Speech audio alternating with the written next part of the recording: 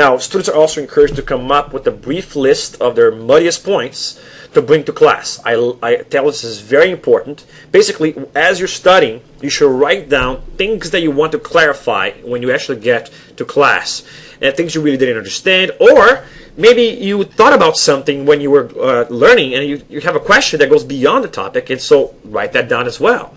And you can do this even for a class that doesn't use the flipped classroom, where the teacher is in class. You can write down the question and make sure that you ask, either interrupt the teacher if he doesn't mind, or after he's done talking, you can make sure you write it down. But it's always good to, when you're listening to a lecture, when you're reading, always good to write down things you don't understand or questions that you thought about as you were reading it.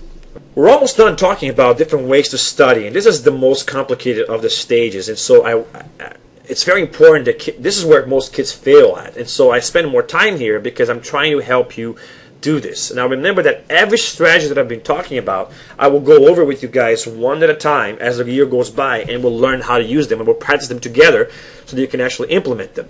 But these things are suggestions of things that you can do. You don't have to do all of them, but the more of these things you do, the better. And the more you do, you will find out which ones work best for you.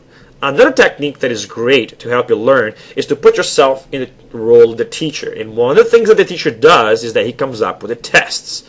So I love this. What you do here is that you create test questions. So basically, you come up with 4 or 5 questions about the topic as soon as you finish reading it. And basically, you should try, though, to make this as critical thinking questions, the more higher level questions as you can. You know, instead of making recall questions like complete this, count this, name this, list this, identify this.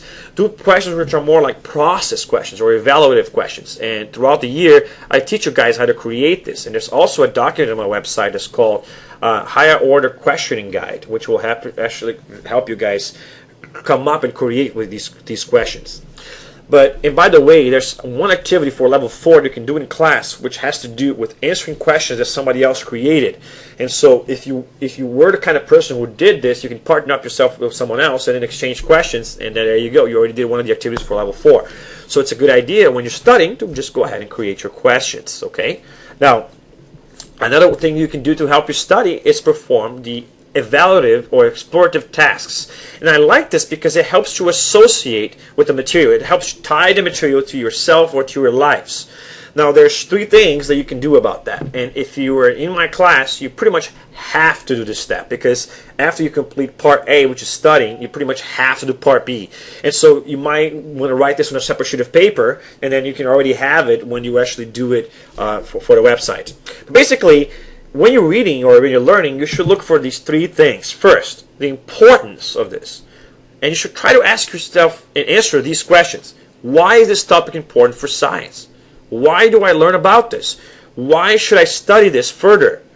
Is there any reason why I'm being asked to study this? Why does the state think that this needs to be in my school? Try to come up with an answer for that. And literally, don't be mean about it or brush it off. When you try to come up with that answer, you automatically made a connection, which will help you stick with the knowledge for longer. Another task is called the application task. And in this one, you are going to tell yourself, how can I use the knowledge that I gained in my own life someday? Or how is this useful on my daily life or in my future career or something like that? How is it useful for me? Another way, again, to connect this to your own life. And finally, an opinion task. An opinion task is this. What do you think about the topic? Did you like the topic? Did you not like it? Why did you like it? Why did you not like it? That's another way that it also helps at all. And then sometimes I also tell the kids to talk about the relevance. It's like this, is there anything this topic made me think of? When I was learning about this, something that happened to me that this made me remember. That's also very helpful if you made that kind of a connection. So it's an extra one, and I'm going to even add over here.